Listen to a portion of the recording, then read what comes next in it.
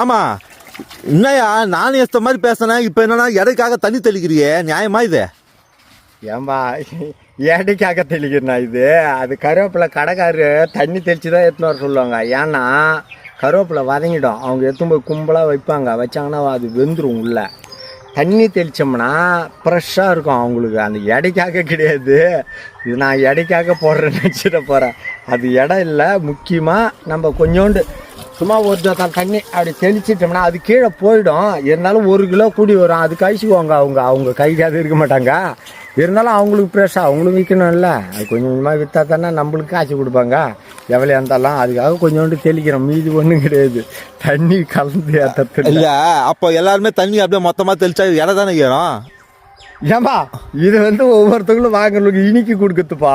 இடம் ஃப்ரெஷ்ஷாக இருக்கணும், சாயந்தரம் வரைக்கும் ஃப்ரெஷ்ஷாக இருக்கணும்.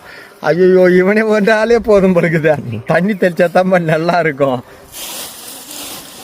அதுக்காக நாங்கள் வேறு எதுனா கலக்கிற தண்ணி தான் தெளித்து எடுத்து போகணும் இதெல்லாம்.